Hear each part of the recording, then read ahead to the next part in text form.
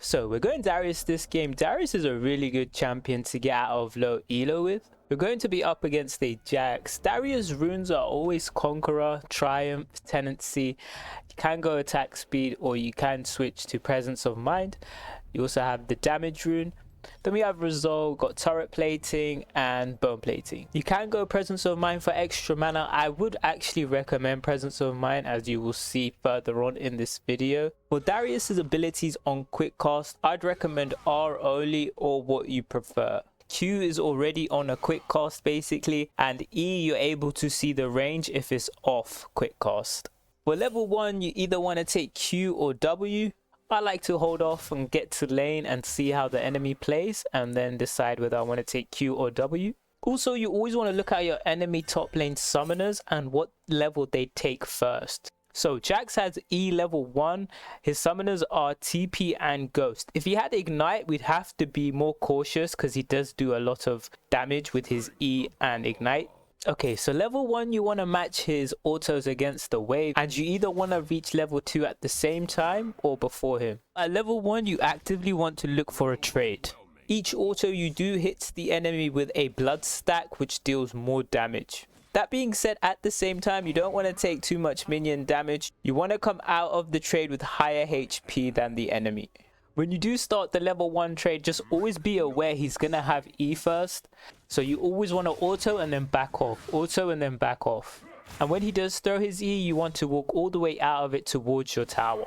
And the reason I took Q first is for the heal. And because his E was active, I'm not able to auto. So that's why I took Q for the ability damage instead. So your Q heals you if you hit the edge of it onto your target. This being the edge. You also do more damage if you hit the edge, and it will apply a bleed stack. If you do end up hitting it on the inner edge, you will do less damage, apply no bleed stack and no heal.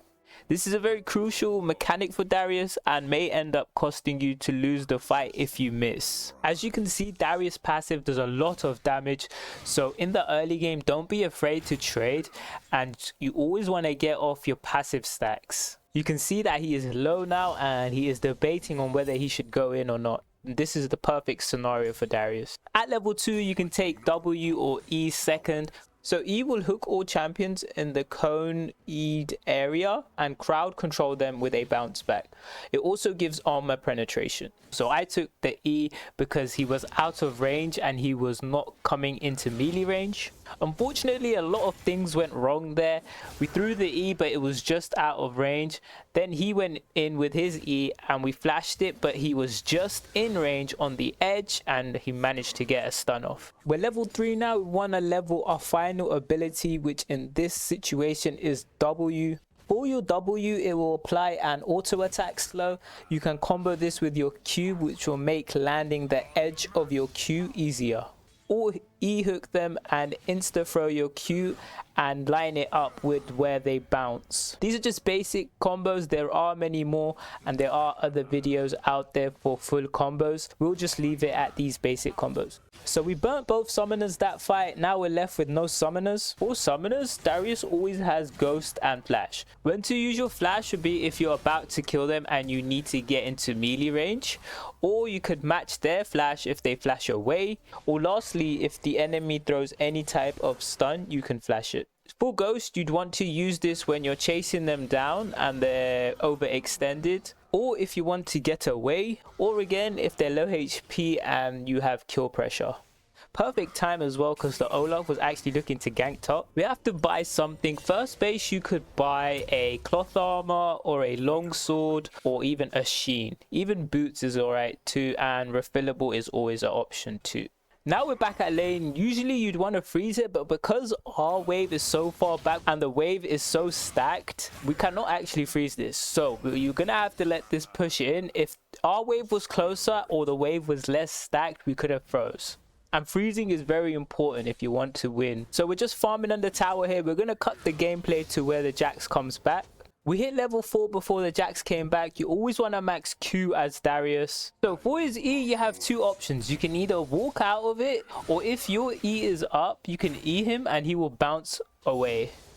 That was a really good trade for us. So how you want to play this is when he E's, you just want to back off. And when he comes up for farm, you can either Q him or W him or even hook him. So now he's going to be playing safe because he has got a he has got a big wave moving towards him. Now we're going to want to crash the wave, but the next incoming wave is not going to let that happen. So we have to push this in, and he decides to challenge. So the combo here, since we E'd first, we're going to W auto next. Then we're going to Q while walking back because he's E'd. That was a good trade for us. As you can see, we're out of his E range. Unfortunately, we're out of mana, so Presence of Mind is actually really good because we could have been able to damage him with W here, which would have applied a slow and let us get our 5th stack off. So we push in the wave, and unfortunately he comes back in and we have no mana for this trade, and we end up dying. Unfortunately, he lives from the minion damage too. Even dying here is no big deal. We're still Darius and we actually end up winning lane. We're only 1 kill behind and the wave is going to push into us. So back to lane, as you can see, the wave did push into us. He's going to miss this whole wave, which is about 100 gold. Then he's going to miss the next melees too. So as you can see, it's not that big of a deal. Not doing much here, just freezing the wave, making sure that these minions die and he loses out on gold and XP. So we're going to skip to the video to when Jax comes back. But I will show you how to freeze the wave for the next wave. You don't have to go into the bush, but it does lose aggro once your wave comes. So we're both level 6 now. I'm going to show you how a level 6 fight looks. Now at level 6 you get your ult. Darius' ult is a close range leap. As you can see from the circle, this is the range of his ult. And the last 2 things about his ult are they do more damage the more bleed stacks they have. So this is at 3 bleed stacks. You do a damage of 270 and it is true damage. And finally, if you finish off the kill, it refreshes his ult so you can use the ult on another player. And level 6 is even better for us. We have even more kill potential because our R is not an auto attack. One tip as Darius versus Jax, if you're looking to E him and he Qs onto you, don't throw your E, just hold it for the end of his E or after he throws his E. Now we can zone him because he's just used his skills, but they will be up soon. He's got his shield now, so he does do more damage. And in terms of our items, he does have better items than us. We just have a cloth armor and boots and endurance. So when he E's us, we can E him too. So you can really save your E for his E. Another thing you should know about the Jax matchup or even any Darius matchup, once you do throw your Q and miss, good players will look to trade you. So it might not be best to throw your Q until they get in auto range first. Or if you can get your E off or W off, because then they will be slowed or hooked. So we go in here with Ghost because I know we have kill potential. He's just used his E ability, which is his only defense. Unfortunate, we ran out of mana. So mana is actually not a bad rune. He doesn't have mana too. At this point, it's a 50-50. So we do want to push this wave in, or at least push it in to where there's 2 casters left. And then we can base, just because he also has actually less HP than us. So even if he does decide to go in, we still have a chance of winning the fight. So we're going to complete our plated boots. Then we're going to buy 1 longsword to start our mythic item. Now, as Darius, you have 3 options for your mythic item. You have Stride Breaker, you have Trinity Force, and you have Divine Sunderer. Whichever item you build depends on your matchup. So for champions that you want to run down and don't have much mobility, you can go Stride Breaker. For Trinity Force, if you want that extra damage, then you'd go Trinity Force. And then finally, Divine Sunderer is more of a situational build. So I know Jax is going to go Divine Sunderer, which means that going Stride Breaker would not be the best option, as Stride Breaker does not do more damage than Divine Sunderer, nor does it give the same heals. So for that reason, we are going to match his build. We're at level 8 here, so post 6, the way you want to fight Jax is you want to walk up and auto W him. If he pops E, you want to back off and use your E to bounce him back and move out of his E stun range, as you will see later. Then after he throws his stun, you can walk back in and challenge him and apply your bleed stacks.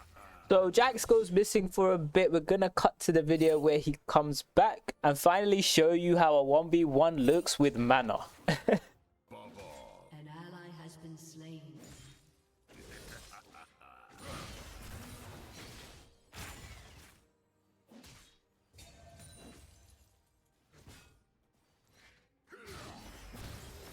So your ult does true damage, and the more stacks you have on him, the more damage your ult does. And yeah, that's how you play Darius in top lane. The video is a bit more optimized for Jax, but we still went over core aspects of Darius's kit and how to play him in lane. After that, as we said, we're going to buy Divine Sunderer first. For those interested, I'm going to show you how the game ends. The Jax actually ends up rage quitting. He's already queued onto us, so we don't need to wait for our E. He's ulted, now we just back off. Should be an easy back. So as you can see here, Jax has 64% increased attack speed. So you never want to fight him at this position, especially when you're low health like this. You either want to base, or if your jungler happens to come top and is looking to gank, then it's a free gank.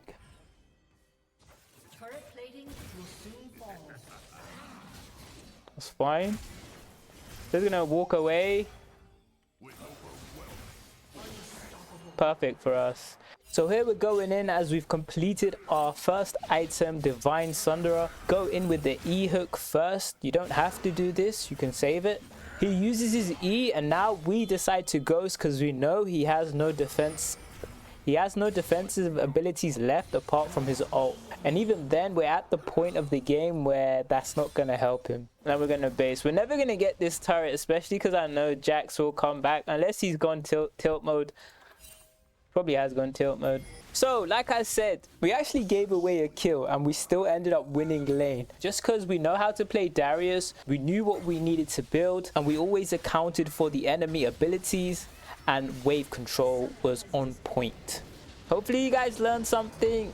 Until next time. Also, Darius is not one of my main champions. I haven't played too many games on Darius. He is one of my least played champions, but he is super strong just in general. If you're hard stock silver, gold, or even plat, then watching these videos will get you out of your elo. Or if you have any questions on how to get out of your elo, leave a comment, as I myself was also hard stock for several seasons.